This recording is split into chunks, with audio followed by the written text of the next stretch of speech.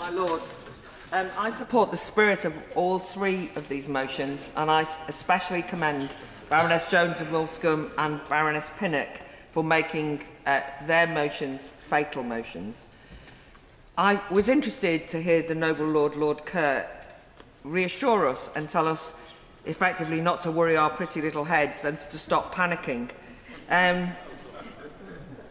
He didn't use that language, I am. It was then interesting that the opposite benches on the opposite side, there was quite a lot of laughter. And there is this sort of sense of what is all the fuss about?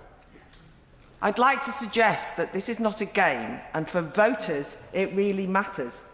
There's a lot at stake here, not least the reputation of the democratic process. For the last week or so, government ministers have talked about a fictional drama as though it's factual evidence, concluding that a Netflix series should inform policy on countering the radicalisation of young boys.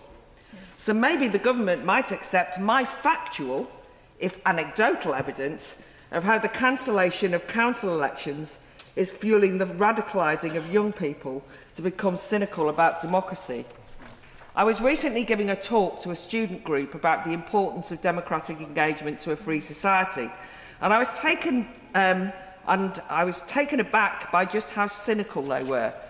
The majority of them said democracy is a sham. That was the popular sentiment. I was even more surprised when their evidence centred on councils, not something that the young generally chat about. But one of them summed it up when he said they cancelled the Romanian presidential elections and banned the popular candidate from standing, and now our government has cancelled the council elections because they're scared that austerity Labour will get a drubbing. Whether we like it or not, and I argued against that slightly conspiratorial tone, by the way, you can see why they might draw that conclusion.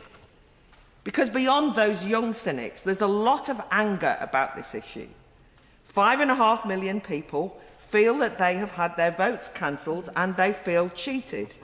It's being discussed in workplaces, in the pub, on phone-ins and on social media. People will say things like that there are challenger parties doing well in the polls. They don't want to see how they get on. And there is a certain volatility around politics at the moment, and people want to make their views felt. People are frustrated that, for example, just when voters are facing council tax rises and then horrible cuts in local council services, that they don't get a chance to comment locally.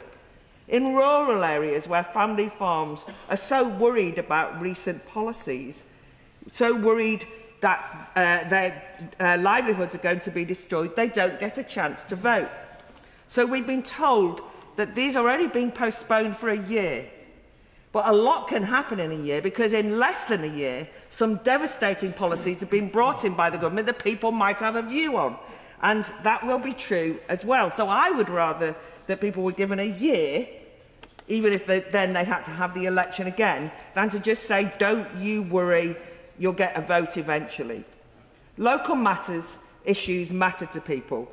If you were listening this morning to the discussions on the media about the rats as large as cats and the bin strike in Birmingham, and people passionately talking about what's happening in their local area, I just think you have to understand that people want their voices and their views to count, and many feel robbed by this decision, and they don't want to be fobbed off by technical excuses about the importance of devolution and somebody at the top making a decision that will give them more democracy sometime. They're basically being told that voters' access to the ballot box should be trumped by a policy reorganisation. But also, as the noble Baroness Jones suggests, it does seem to make a mockery of the notion that these devolution changes will bring more accountability. And the lack of consultation mentioned by Baroness Scott of Byford is especially egregious. But although I have a lot to say on devolution, I won't do it now. These devolution reforms and their shortcomings, now's not the time. But I do think it would be wrong for the government to at least not note that people feel that this is a contemptuous disregard for voters' aspirations to exert their rightful right to vote for or vote out politicians as they choose, as they expected to. They're disappointed, and many people are actually looking for once on parliamentary TV to see which way we go today. I mean, who'd have thought that was going to happen, but there you go.